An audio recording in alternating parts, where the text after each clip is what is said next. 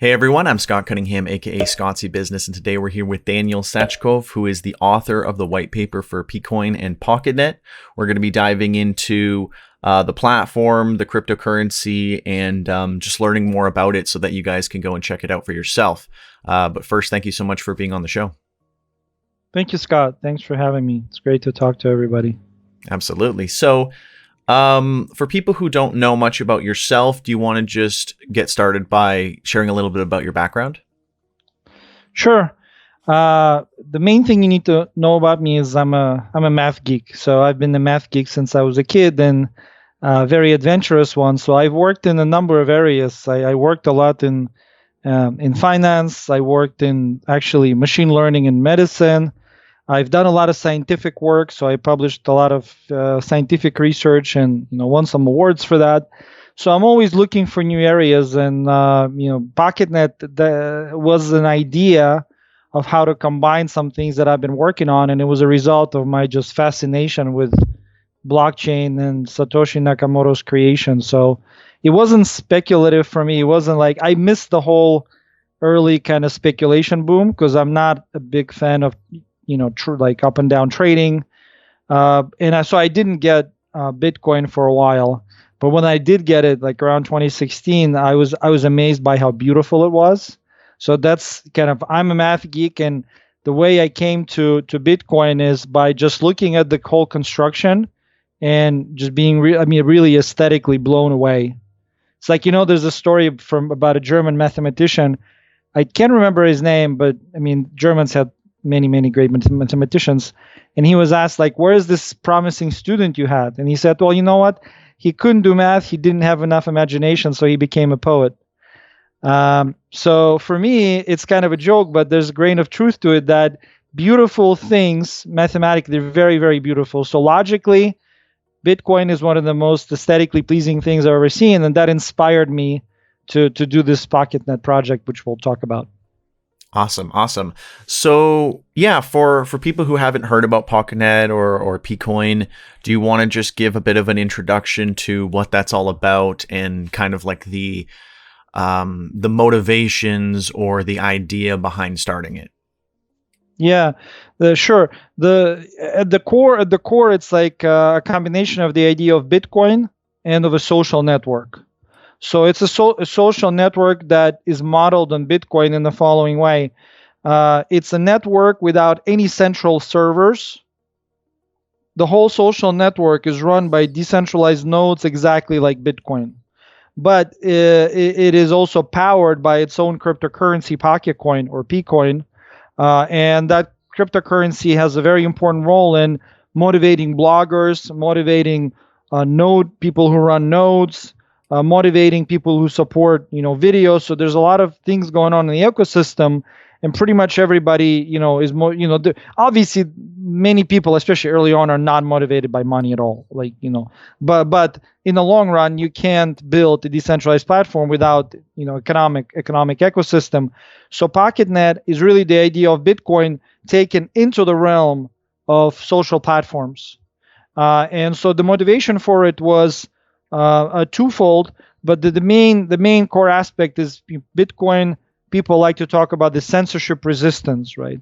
That what that means is that, nothing is strictly speaking indestructible. There's always a way to stop something, but as far as censorship, Bitcoin is very resistant to it. Now, some people claim it's not as resistant as it could be if it was more anonymous and so on, but we'll take it as granted that Bitcoin is pretty resistant to censorship. Thus far, we see in the last few years, censorship has exploded everywhere, and Bitcoin has not been censored yet. Not that it necessarily won't be, but it hasn't been. So the idea of a censorship-resistant social network is, I think that I don't need to explain much of why we need that after some period of time. And it doesn't have to be a kind of a political issue. But, I grew up under communism, and I didn't like it very much. You didn't have freedom of religion. You didn't have freedom of speech. You didn't have a lot of freedoms. And I noticed that we're kind of headed in that direction again. And for me, and I basically got an idea that let me write this white paper. And I wrote it, and all of a sudden, a bunch of talented people came, because I'm not a programmer myself. again, I'm a math geek. I do some programming, but when real programmers see it, I don't want to repeat what they say, but so I do math and I do design. But when I wrote the white paper, I said, you know what? Let's imagine a social network that acts like Bitcoin, that's censorship resistant. So a whole bunch of questions came up after that, right? For example, well, how do you moderate content? How do you do this? How do you do that? And we kind of had to answer that question. But at the core, again, going back to your question, and my answer is that almost every time we had some challenge, we could actually go back to the original Satoshi's idea and find roots of a solution.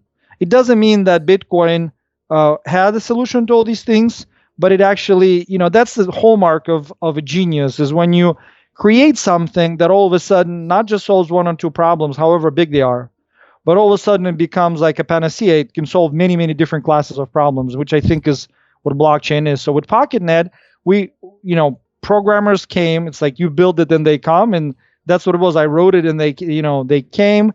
They built this whole platform, and it's been in a beta test for a long time because it's very complicated to build. It's very, very complex system. It's out of beta test now. It's growing rapidly, but at the core, it's still network of equal nodes running a social network. And instead of a wallet, you have a social network front end. You can post, you can comment, you can chat soon, you can load videos. There's a lot of things going on, but the blockchain is the ledger that holds it all together. Yeah, absolutely. And I've been using Pocketnet for some time now, and it's been a really, really great experience. And I think a lot of people who are using similar, like, decentralized social platforms will probably have a really good experience on there as well.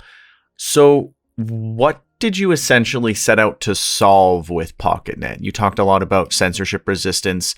Is that kind of the main thing that you were trying to solve, or is that just like one of the aspects? I think it's the main one, and actually, but the censorship resistance is not as simple as, well, let's have a place where people can talk about things. It's also fundamentally about fairness, because in order to produce content over a long period of time, you need to support yourself with that content, right? And the way essentially traditional platforms have done things, they've attracted people early on by creating these great features, by taking, let's say, VC money, putting it in, getting an audience and bringing that audience to the bloggers and allowing them to grow and the platform to grow. So it was like a happy ecosystem. That's how YouTube was. That's how Facebook was. The old platforms start out that way. That's the life cycle of a platform.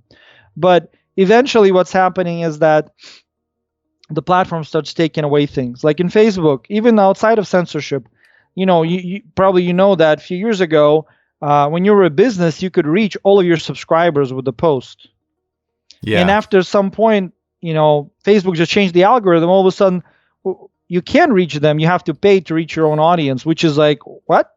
You brought these people to the platform. So you've acted as a free journalist for Facebook for years. You've acted as a free source of users because you brought all your followers and customers and friends.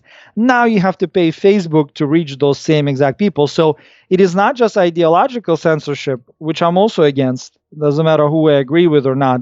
But it's economic censorship in the sense that, I have an ability to just arbitrarily change the rules. So what I like about Bitcoin, and what I think most people who outside of $30,000 price or whatever they like about Bitcoin is this: it's not arbitrary. Why is it worth so much? Simply because most of the world now has turned arbitrary. What is a money supply? Well, it's pretty arbitrary. I mean, a couple of people decide whether we're going to have another few trillion bucks, floating out there. It's like a press of a key, right? What about publishing? Well, few people decide in an arbitrary sort of way what happens. Bitcoin is like the antithesis of that.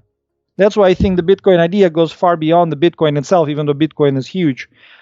It's one non-arbitrary thing in the arbitrary world. Let me repeat this: Bitcoin and Pocketnet by extension, because we really extended it from Bitcoin, though we did much work to obviously to build stuff outside of Bitcoin. But it's the thing that tries to be the least arbitrary in a very arbitrary world today.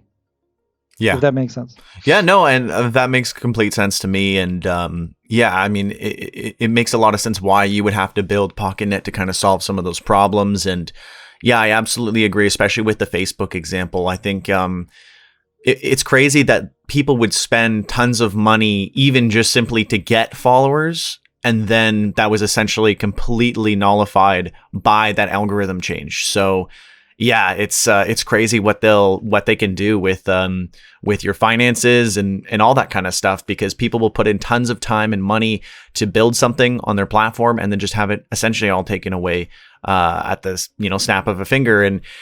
And having decentralized platforms that you can't do that is just so powerful. And I think people are going to be seeing that more and more and more as censorship gets worse and worse. And we see what these platforms are doing. So what can you explain about like the tokenomics of PKoin, and can you kind of like break that down for people who are interested in how the technicals of it works? Yeah. So Pocketcoin, first of all, it's important to note that it's a proof of stake currency. It is a proof of stake. Not that proof of stake is perfect. And I know there's a lot of debates about whether proof of work is better, and now there's a whole conversation about energy around proof of work, which I find to be totally contrived, by the way. That criticism against Bitcoin for energy. But the simple observation is, I would say that if you start up a new token, it's almost impossible to be a proof of work token if you want any security nowadays, because if you look at the hash rate of the big coins, I mean, you can essentially go and spend 10, 20 grand and 51% almost any proof of work blockchain outside of like maybe top 5, 6. So it's very, very difficult. You need to have a big network already sort of to have a proof of work token. So it's like a chicken and egg. So for a new token, if you have a proof of work, you always are risking, you're risking a very inexpensive, there's an inexpensive vector of attack. So that was an easy choice. We kind of had to do proof of stake.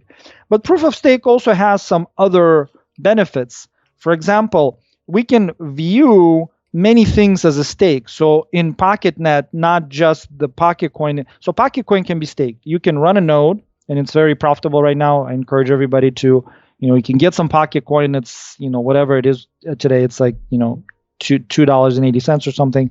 You can put it in a node and you will earn Pocketcoin. But also, for example, people who create content, they also sort of stake. So they don't stake Pocketcoin, but they stake content. And if it wins reputation, then they win Pocketcoin. Also, we're rolling out new servers for video where anybody can run a video server, and you're staking your bandwidth and storage. So there's a number of things you can sort of stake and earn Pocketcoin. You can also, obviously, it's traded on, at this point, I think on 3 exchanges. That's Biloxi, Biloxi.io, I think, DigiFinix, and Bitforex. So those are the 3 exchanges where Pocketcoin is traded. And that was a kind of a surprise to us. I mean, we didn't do an ICO. We didn't do any of those things because we are focused on the product. For us, we're focused on getting users to deliver value. But all of a sudden, it did become a fairly actively traded token, which kind of shocked us, because I thought it would be a while before it would happen. But there are other uses of Pocketcoin. So one of the key uses of Pocketcoin is using it within the platform for things like advertising. So we are building out essentially a decentralized Google AdWords, which is going to be really, really important. Think of it this way: if I'm a blogger, I can advertise that I'm ready to advertise on my channel. So I can post a transaction in a blockchain saying I'm ready to accept posts for this amount. And if I'm an advertiser, I can now filter bloggers to see who has the audience, how that audience behaves. In fact, for an advertiser, it's much better than a traditional social network, because I'm telling you, there are lawsuits against Facebook with some serious evidence from insiders that the number of clicks is, really inflated by like 900%. Wow. So on the blockchain, it's much harder to do that because everything's transparent. So I can see, hey, Scott, how many followers he has. what do they do? Do they just mindlessly click, like, or they actually comment? So I can try to approximate how live the audience is, are there bots and so on. Once I do that, I can choose you, for example, and say, I want to advertise this on Scott's channel, and I'm going to create another transaction. So the transaction I create is sort of like a multi-sig with one signature. So basically, for advertising to go through, it requires both my signature and you as a blogger. But it's a kind of a it's something like that. It's something like a multi-sig transaction. So I can say, okay, Scott, I'm ready to do this. Here's my post, but you will review it and say, is this appropriate for my audience? But the act of you publishing the ad is the same act of you getting paid. In other words, it's completely trustless and riskless. I don't need to ever interface with you. So I think that's a big innovation in that the really to date, to have advertising like this, you had to go to Google or Facebook pretty much, or YouTube, which is Google. So if you could go directly to bloggers and you can pay them, influencer marketing, and that's all great. But ultimately, you do need ability to run this kind of Google AdWords style ads. The problem with Google AdWords, again, is that it is non-transparent. You don't know what the conversions are. But also, the other problem is that the ultimate value creator gets a fraction of the value, which I think is, in the long run, is unsustainable. So you as a YouTube creator, you get a fraction of what your channel makes for YouTube. That's just a fact. Although, if you look at their earnings, they wouldn't have the earnings that they do if that wasn't the case, right?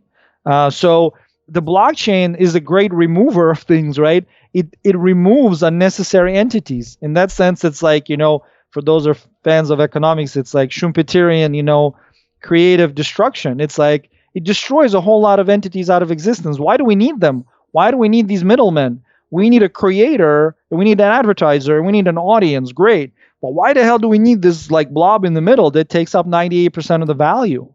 And then turns around and dictates to us what we can and cannot say, and who we can and cannot reach, and we have to pay for our own audience again. So blockchain essentially takes that out, and in the long run, that's Pocketnet is envisioned as a platform. It's much more than a social network, because you're going to be able to build apps on it, and you're going to be able to create even different forks of it too. So it's like almost like a platform. If you can think of it as like Android, but it's a platform for apps and everything. But the glue that's holding together is ability to do trustless advertising. In other words, I can find bloggers, I can propose advertising, you can go live, all without me going back and forth, trusting somebody, having to explain something. It's all done. Let's say I want to advertise with 100 microbloggers. I mean, I couldn't possibly spend the time and email back and forth or whatever with them.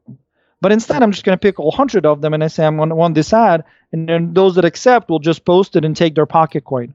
So Pocketcoin becomes the medium, the numeraire that goes directly to value. And in terms of like the cryptocurrency, my initial observation with Bitcoin was that, yeah, Bitcoin is unbelievably great. It's beautiful, it's useful, but ultimately, I did not think it could become money. I think it's a store of value. It doesn't have all of the qualities of money. Now it could, but it probably won't be allowed to have all of them. But it's an amazing store of value, right? It's not arbitrary, fixed supply, deflationary, and there's a lot of great things about it. But ultimately, it is still, when something is measured against a dollar, there's still a dollar in between there somewhere.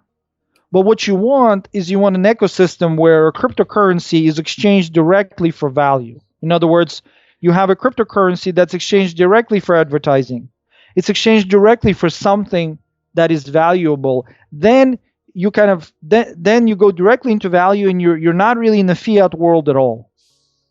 And so that's where Pocketcoin is going. It is an ecosystem where the Pocketcoin is powering a lot of activities that are normal in social platforms. And social platform is really a microcosm of society, right? You have advertising, you have buy and sell, you have interaction. So advertising is a big part of it. Of course, you can also use it for other things. For example, you can boost posts. The other big thing that is donations. We feel like for bloggers that ask the audience to donate all the time, it's a great and noble cause, but it gets tiresome. It's just difficult to ask all the time. So we're looking for ways to help bloggers and authors earn money. And one of the ways we're calling this exclusive NFT that's going to be released in August is like, let's say that Scott, you're a blogger and you really need to earn something, right? You need to pay for a studio, or you have some bill coming up. You can create this exclusive NFT. Exclusive NFT is a picture or a video, but the key difference from all the NFTs on like Ethereum is that the public part of the NFT is only the preview. So let's say it's a video, but you can create a little preview video about it. Or maybe it's an image and you put a low resolution version of it in the preview. So there is a preview, but the actual NFT, if you will, your actual valuable content is encrypted. So you encrypt it in a certain way. So we devised a way to do this on the blockchain. You encrypt it and you start an auction. Now, let's say that my wife knows I'm a big fan of your channel. My husband is a fan of Scott, and Scott says, I recorded this unique, Christmas or Thanksgiving video or something that nobody else in the world will see, but the person who wins the auction. It's a story I want to tell you about this interview that nobody heard. And so whoever wins the auction, they actually get an encryption key, the decryption key to the work of art. Or the content. So my wife comes to me and says, you know what? I bought you a video of Scott Cunningham and nobody in the world saw it but you. So this exclusive content, again, it's all going to happen for Pocketcoin. We believe it's going to be very, very big. Because if you think of where we're going with the whole, blockchainization of things, right? The NFTs is, NFTs themselves, I think, are only a starting point, because ultimately, they're selling something that everybody can see, like Beeple, right? I can download the actual same resolution image. So ultimately, what are you getting? You're getting just the rights to use it on a certain blockchain, right? Which could be quite a lot, but in the long run, I think that's not enough. Usually, the real value created is where the scarcity is, some scarcity. In a digital world, it's very hard to have scarcity, right? One of the geniuses of Bitcoin is that Satoshi invented the scarcity in the digital money world. So here we're creating scarcity in content. So you're basically auctioning off something that only the person who bought it saw it. Now, the person who bought it, for example, I bought your secret video, I may now have a right to release it. But forever, people that will watch that video will see sponsored by Daniel because I paid for it. Mm-hmm. So I could still have the rights to it and make it open, or I could have the rights to it and keep it encrypted. So that's another big use of Pocketcoin that's coming, approximately in August. I think we're shooting for to release that. Okay. Retracting back a little bit, going back to the decentralization aspect, how integrated is Pocketnet with the blockchain? Like, are the accounts on the blockchain? Is the content on the blockchain? What does that look like? I guess compared to something that people might be familiar with, like Hive, for example, or Library, if you're familiar with either of those. Yeah. Those are good questions, a good example. So with Pocketnet, the content itself is not on the blockchain. So every Pocketnet node has a blockchain and what we call a companion database. So some of the content is stored in that database, specifically all of the textual content. Now blockchain references that content. It's very tightly coupled. In other words, a blockchain transaction to make a post contains a hash of the actual post. So there's no way for them to kind of go apart, right? And that incidentally is why we could do these cool NFTs, because if you think of the NFT on Ethereum, what is it? It's kind of like a Pocketnet post, actually. NFT on Ethereum is very much like a Pocketnet post, except that the link to the actual NFT is usually IPFS or something. So now you have a whole other platform you have to deal with, right? You pay Filecoin or whatever, you have to maintain it. But Pocketnet post is a blockchain transaction with a hash of the content, and then the content itself is in a companion database. Now, a video is a little bit different. With a video, we created a novel system where video servers, decentralized video servers, register on the blockchain. And then there's a deterministic algorithm that maps them into certain clusters. So there's clusters of video servers. The Pocketnet transaction still happens. It still has a relation to the video, right? It still has a fingerprint of the video, but the video itself is separate. So in that sense, like LBRY, the best I understand it is they actually use peer-to-peer video. So they don't have video servers at all, I think. I think it's just the users supporting the platform, which actually I think that's probably not quite true. I think it's their goal. Just technically, I don't think it's quite feasible, or it would be slower. But anyway, that's where they're going to. So it's peer-to-peer, everybody hosts video, which I think is great. But we've determined that we want to have the kind of quality that the server provides. But we don't want to have centralized servers. So we said, well, where can we find a decentralized server? Well, let's say a Bitcoin node is a decentralized server of sorts. Why don't we have a video node? So the video node can register, can accept video, can stream video, and receive Pocketcoin for that. So in that sense, it's like staking a bandwidth and storage, if you will. So Hive, I'm less familiar with. I know it was part of Steam, and I know we had quite a lot of users that were disaffected somehow. I know there was something going on, but I didn't follow the whole Steam saga too closely. Yeah, I mean, if you're familiar with Steam, then it's essentially the same backend. Yeah, I think the difference with Pocketnet, I will go back to this. The decentralization is that it's open source and not corporate at all. So whenever you have a corporation, things get very, very different. Like I'm not a part of Pocketnet. I mean I've stepped away for a year from doing anything, and the system went on, right? I didn't have to resign. There's no, so it's exactly like Bitcoin. There are hundreds with Bitcoin. There are hundreds of people with Pocketnet right now. There are dozens of people that are working on this, but essentially it's a free form network that works by consensus, and ultimately, corporation can always be subverted. I mean, look at WhatsApp, for example, right? Brian Acton. By all accounts, he seems to be like a really freedom, privacy-oriented person, and he built WhatsApp to be this private messenger. But when $19 billion came knocking, he could not refuse. Probably not because he's greedy either. It's probably because he had other shareholders or whatever. I don't know that story, but I'm sure that's something like that. So ultimately, when you centralize decision-making power, even if you voluntarily try to give it up, you're sort of, I think you're tied, right?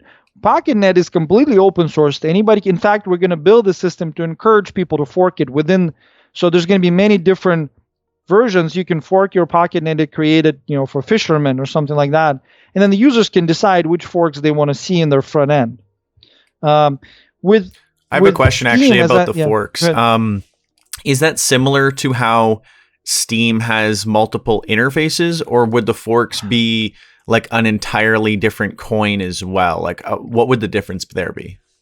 So it's neither. So the different interface is also possible. Right now, there's a team of developers that created one single interface, but I actually know people who are working on others. So interface is not a fork. That's just a different way to talk to the node, and probably a different way to show information, to display information, right? Interactions. A fork would still use Pocketcoin. That's a fork. It's not a clone, right? If somebody forked it properly within the rules of the system, then they would still use the Pocketcoin. But what they would get for that is, think about all the users that are using Pocketnet. It's like that thing, log in with Google or sign up with Google. With Pocketnet, you already have users. They have their private key. They have their reputation. They have their friends. They have a lot of connections and things. So if now you create a new fork or a new front end, it works for both things, right? You can have a different front end with the same chain. You can have you can have a different front end with a different blockchain. So you can do a number of things here. But the point is, if you're compatible with the platform, meaning that you forked and you kept certain rules, then anybody who is on Pocketnet can log into your platform seamlessly. And now they can pull with them their reputation and all the things you need to actually moderate the platform. So it is both. You can create your own front end, or you can fork it and create your own blockchain. Perfect. Yeah, that's great to hear, because I'm sure a lot of people, from those other platforms that I mentioned will be curious as to how, developers can get involved and build applications and things like that as well. So that's really great to hear. We'd love, you can email the core at pocketnet.app, or you can go to GitHub and comment. There's new developers joining lately, especially lately. We've had a big inflow in the beginning, and then we worked for a while, and then lately we have new devs coming in. So the core team needs you, but also if you just want to build something on your own, we're always open. We'll help you, and you kind of go for it. With the easy forks, we haven't done it yet, but we plan to really open it up and just say, look, if you fork it and you keep these methods, you have to support these methods and these rules, then you can just take it and make easy changes to it, and the front end will support it. So the user on the front end can say, well, I want to look at this chain, but I also want to look at this chain. Perfect. And then what is Pocketnet's stance, or what is the general approach to privacy, free speech, and you briefly mentioned before content moderation? What is the approach there? Yeah, this is crucial. This is the main question you ask, and we ask ourselves when we try to build a platform on the model of Bitcoin. So in terms of freedom and privacy, we believe that this is like a human right? And nobody can ever convince me that privacy is not my right. Somebody can say that, somebody can try to enforce it, but I will never believe that, even though I'm a law-abiding person in general. So when you open a Pocketnet account, you don't need your name. Anonymity, I believe, is a great privacy tool sometimes, right? So you don't need your name, you don't need your phone number. You may need your email sometimes, but it's not even required. So you can open an account without an email too. But email is sort of pseudonymous anyway. Mm-hmm. So that's as far as privacy. And you can open multiple accounts for different uses. That's okay. For freedom of speech and moderation, we have a policy where, it's not a policy, but it's a design framework where the rules are, first of all, they're uniform. They're not arbitrary. Remember, I talked about the sea of this arbitrariness that's overflowing us, that just few people make decisions and they sort of by fiat, they say, you have to do this. That's not how Pocketnet works. All the rules are in the open source code. They're there. Now, they may be changed, but they're changed equally for everybody. And so content moderation happens by users who have gained reputation over time. And that is the main use of the reputation in the Pocketnet platform. You gain reputation by making good comments, by posting good stuff. Essentially, that's over time from other community members, you earn reputation. When you're at a certain level, you can flag content. And I think that we've been very fortunate thus far because of the type of community that was built. Because with this kind of framework, it's not a given that it will work. It will only work if you have the right kind of community right early, right? The first 1,000 people with their reputation matter, whether their views.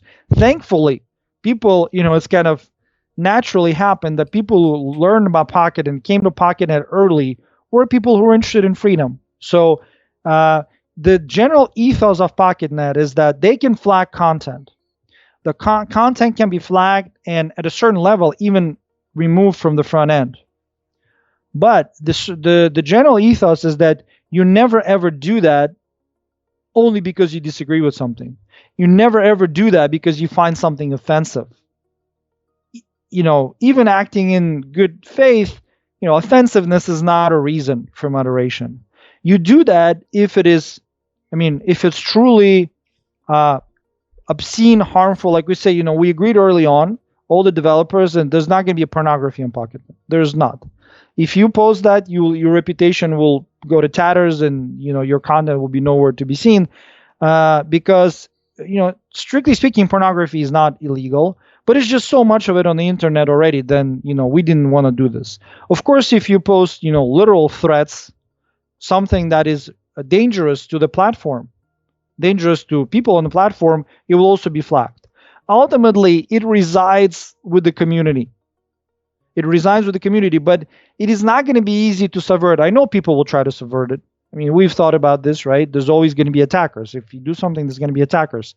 But we have thousands of people who have been with the platform for a couple of years through very kind of early times, a lot of bugs, and that's all worked out, where they really value freedom of speech. So they're not gonna flag something because it offends them. And you'll see very different kind of views on Pocketnet. Yeah. Yeah, no, I mean, that makes a lot of sense. I think it's always a good approach to do community moderation. I feel like that's starting to become more and more the case for a lot of blockchain and decentralized projects. So I think that's a great place to start. What was the motivations or idea behind the name Pocketnet? The motivation was that simply we wanted to reflect something, that the internet that you own, as opposed to the internet that owns you.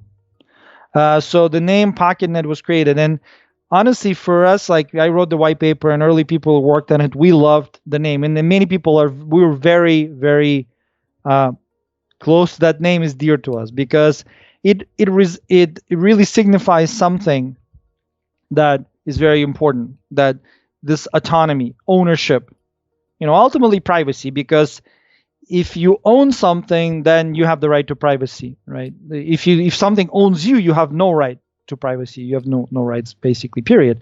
So we feel like internet is going to a place where it's going to own you, and you have no choice. But Pocketnet is built in such a way to withstand a lot of these things. Again, it's not bulletproof, but it is censorship resistance. And that, for example, if Pocketnet, domain is blocked, let's say, right? And we've seen this, some countries blocking certain websites. Well, no problem. We have a desktop app that speaks directly to the nodes, right? Yeah, I mean, censors will probably do more. Like, for example, China, right? They do deep packet inspection and things like that. They actually examine every packet, and so they can probably determine that this is a Pocketnet packet, and so on. Well, there's ways around that. You can do encryption. There are amazing ciphers now, and we're math geeks, so we know encryption. We can, go for it. So there's a lot of things that can be done to fulfill that vision of Pocketnet. But, and you know what? Your show will be the first one. We've done a lot of conversations with our community about possible name change. I'll tell you why. Because Pocketnet really speaks to the geeks and to the early people. It doesn't speak so greatly to the mainstream. We spoke to the big bloggers who are like, Pocketnet seems like a technology rather than a home for my content. And so we have the sense in the community that we're going to make a change, and I can even announce it, and we're gonna announce it soon. And your show actually is we're gonna announce it on Pocketnet probably first, but when your show comes out, you'll be very early. The platform will be renamed to Bastion. Bastion, okay. And so with a Y though, Bastion with a Y. So it would be bastion.com, and that, I think it's obvious why, right? And we polled people, and I think a lot of the users really like that name. Not everybody, because some people are just so used to it's like, at this point, it's like the ethos of Pocketnet. But I think the Bastion is the right move, and many users support it, and that's what we're going to do. But so Bastion will be the name of the front end, of the main front end. The blockchain will still remain Pocketnet. So in a sense, we're not giving up a Pocketnet name. It's just we're putting it where it's appropriate. It's the blockchain that's Pocketnet. It's got the pocket coin, but the front end will be Bastion. And that's going to symbolize the fact that front end can actually be built by anybody. So we have that Bastion front end. Somebody else can build another front end. Yeah, actually, Library did something very similar where Library is the protocol, and then they built a different front end, and they called it Odyssey. Yep. So that's I'm familiar with it. Yeah, exactly. I think they're doing great work. I wish them well. I hope that they prevail and stay and grow, Yeah, absolutely. There's room for, I think what's important for, viewers to understand is that a lot of the blockchain platforms are more so competing with legacy platforms, not with each other. So I don't see it as like, Pocketnet versus Library. I see them on the same side versus, censorship and a lot of the things that legacy platforms are doing. So I think it's important to look at it very collaboratively rather than competitively, at least for people who are watching and thinking, well, I maybe only want to be on like one or two. I think it's really good to explore all of them and get a really good feel of what's actually out there. In terms of big updates or, things that are in the works? You spoke about quite a few things. Is there anything that you haven't mentioned that might be coming out in the next 3 to 6 months or so that we can expect? Yeah, I mentioned exclusive NFT, which is going to be a great boon for bloggers, we believe. But there's one thing I didn't mention that's actually coming out in the next 2 to 3 weeks, and it's really, really big. That's going to be the peer-to-peer encrypted chat. So that's been a project that was in the works for, 2 years. It was so complicated. Turned out decentralized chat is a very, very non-trivial problem. And there are chats, there's like WhatsApp that, since it's been bought by Facebook, I don't know who wants to use that, because essentially they even say that your private conversations, I think, I don't know, but their new terms say a lot of crazy stuff, I think. Yeah, Facebook very in-depthly monitors your chats to the point where previously, when they didn't allow certain URLs, certain crypto platforms, I would send it in chat just to one of my friends or even to myself just to remember the URL, and Facebook would delete my own chat messages. So they're monitoring in real time. That's insane. Yeah, so they're monitoring in real time, looking for certain things that you might say, and then they'll moderate your chat. So not only are they looking into your chats, they will actively moderate things that you might say to try to change the conversation, or at least to not let you express, certain things. And I think that's very, very important to have a better solution to something like that. Yeah, so we worked on this for a long time, and there's Telegram and there's Signal, which are better options. But Telegram, strangely enough, I learned that Telegram doesn't really encrypt peer-to-peer by default, which is, I think, a big problem. I mean, when privacy is optional, it stops being a protection.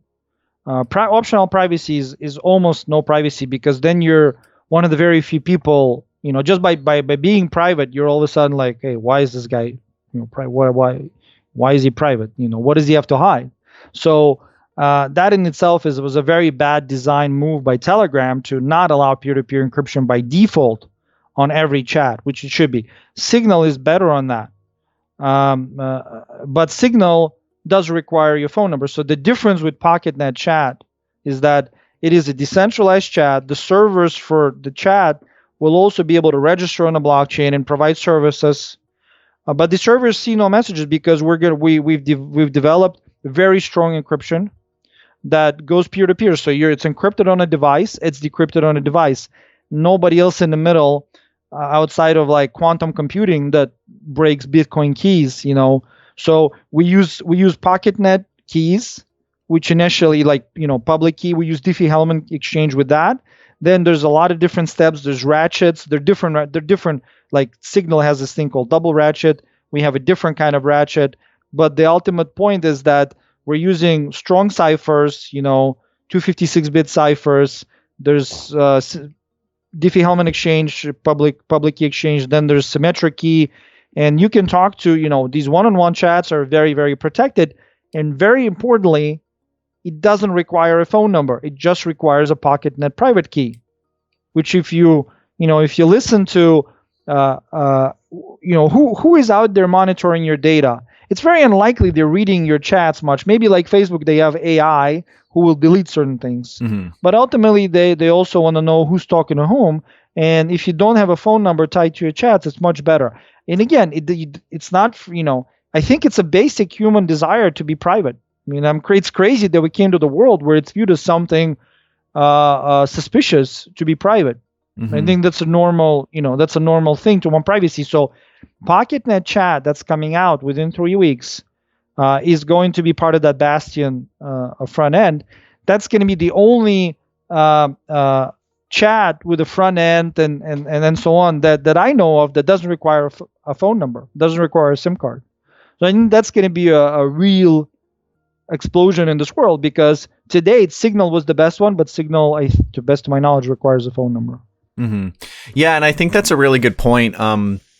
Not requiring a phone number or some type of KYC in some form is always a very big part of the ethos of, crypto, blockchain, social platforms. I know there's a lot of people in my audience that will not use a platform if it does require a phone number. So I do think that is very, very important for a lot of people to have. Pocketnet should be the only chat for you then, because there's no other messenger you could use, right, that I'm aware of, except there are some really very difficult to use kind of, almost command prompt things. But yeah, go ahead. Sorry. Yeah, I mean there are like other blockchain platforms that are trying to do the same thing, but yeah, I think this type of chat is just very, very important to have. And again, like you said, when you don't have to use a phone number or some sort of verification, it's just light years better for privacy. And also to what you said, for people who think that privacy isn't a big deal. I've always said, coming from a networking and IT security background, that privacy is a form of security, and it's not something to just thought of as, well, I'm not doing anything wrong, so it doesn't matter. It's like, well, then why do you lock your door at night? Why do you have passwords? So much around privacy that is misunderstood by the general public. And it's definitely very, very important, especially with your socials and things like that, especially when finances get involved as well. That's a great example. I mean, in your home, it's almost instinctive. You want to be private. I mean, do you want to open up a Windows always to your home, right? Do you want to just open your doors? No, that's normal. So why you think it's okay? I think it's subconscious that people think, well, because it's bits, zeros and ones going online, then it almost doesn't matter. It's like impersonal. But ultimately, there will be a person that sees that, and why I don't want that. My private conversation with my friends should stay private. It's important to know that Pocketnet chat is not on the blockchain. Blockchain chats are a really bad idea. I've heard of some of those, but blockchain is very good for some things that need to persist pseudonymously. But having chats on the blockchain, even registering who chats with whom on the blockchain, is a very bad idea. So with the Pocketnet framework, blockchain gives you what? It gives you public and private keys to interact in chat. It also allows the servers that service you to register on the blockchain, and then which server to talk to and so on to use for relay. So in a sense, blockchain replaces what's known as like DHT in decentralized platforms, right? So distributed hash table is used in a lot of like torrent-like platforms and so on. But the blockchain and Pocketnet replaces that aspect where servers can register on it. Yeah, no, that makes sense. So there's nothing on the blockchain. There's no trace of any of your chats or anybody you chatted with. It's really completely different channel. Blockchain is just the ledger that allows the servers that service you and allows you to have the public-private key combination to talk, but there's never any trace of who you talk to on the blockchain. Yeah, and I think that makes sense where you guys were thinking about it very thoughtfully, not just like, how do we throw this on a blockchain? You were thinking more about privacy, security, all those things, rather than just being like, hey, let's put this on a blockchain just to say that we did. Because as you might know, as I review many social platforms, most of them that talk about the blockchain or whatever with their platform don't really integrate with the blockchain, or they do something that is kind of, not really necessary just to say that they're using the blockchain. So I think it's always important to think about that thoughtfully and only use the blockchain where it makes sense, and use other solutions where it makes sense. So I appreciate that you guys really thought about that thoughtfully and executed on that. So where do you see Pocketnet going in the next year or so, and in the next 5 years? In an ideal world, because as we know, blockchain and crypto moves very, very quickly, and a lot can change in a short amount of time. But I guess in an ideal world, where do you think you'll see this going in the next 5 years?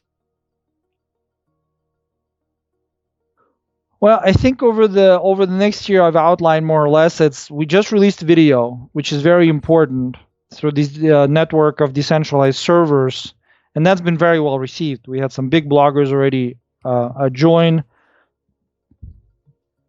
Messenger will be a big focus for the next year. So I say, the main focus for the next year, well, there are three: the video, Messenger, and earnings of the bloggers. So we want to make sure that we think of more and more ways that bloggers can support themselves, because that is ultimately the freedom relies on people who speak being able to eat, right?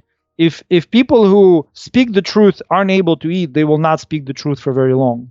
So our idea is that we're going to keep devising more and more ways to use the Pocketnet and PocketCoin tool, specifically the amazing invention of Satoshi, to help people who deliver content to earn coins. We have a video blogger program. Already a few bloggers get paid, so it's a limited time program. We said that if you get 10,000 views with a certain number of ratings on Pocketnet, you're gonna get PocketCoin 1,000 USDT equivalent. And it's an amazing program. You're not gonna get anywhere for 10,000 views $1,000. So that program is going. That's just one way. We already had some bloggers who came who received those bonuses, and they were extremely helpful because they got demonetized on YouTube at the same exact time. So all of a sudden they can pay rent, they can have a studio, and they can deliver their content. So I would say that the video, the messenger, but ultimately the thing that ties together the Pocketnet ecosystem is ability to use PocketCoin to help creators, feed themselves and be independent. Yeah. And I think that's really important when you said that people who speak the truth still need to eat. And I mean, it's so true that it's much more challenging to speak the truth because you're going to get, more hate, less sponsorships, all that kind of stuff. So being able to actually support yourself and monetize and get the full value out of the value that you provide, I think is just so immensely important. And that's why I do what I do. I think blockchain social media platforms are the key to unlocking that. And content creators can really, really benefit from moving away from traditional legacy platforms onto blockchain social platforms. So those were all the questions I had. Is there anything else that you wanted to touch on before we end this off? No, I think that's it. I mean, I will say there's one other thing in that direction of helping creators earn. There's another feature that's coming out probably around the same time as the messenger, is the essentially donations through comments. Right now, they're pretty common in live streams, but we're going to make it throughout the platform. So as opposed to donations are there now, but when I donate to you, let's say nobody sees that. And usually people act by example. People act by imitation. So in order for the creators to earn more, we're going to make it so that you can attach PocketCoin to any comment. And that's going to be featured that, Daniel commented here and added 5 PocketCoin. That might, you get this, Scott, and you say, oh, you're going to reply, thank you. Maybe you're going to take my suggestion for the next video because I donated something to you. So it becomes like Subscribe Star, but a much more interactive and gamified and exciting, because now the fans can actually show, because right now it's used a lot on live streams, but live stream is not the only form of content. And we have those already. We're testing them right now on the same video platform, but we believe that idea should be extended to any kind of content, because we're going into an area where readers and viewers will need to support creators. The time where it was creators were supported by YouTube running these incessant ads and inflating clicks or whatever they do. I don't know.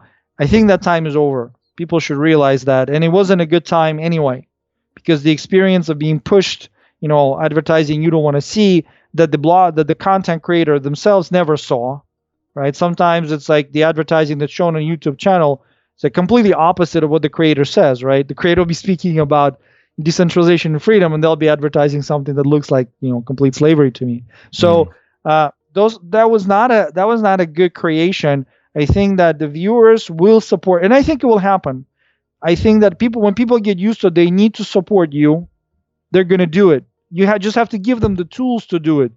So the PocketCoin is the medium for that support, and then there's going to be lots of tools in front end. You send a comment with PocketCoin, you buy an exclusive NFT from Scott to support him and also get something valuable. So I think that's the path that all the decentralized platforms need to think about, that first and foremost.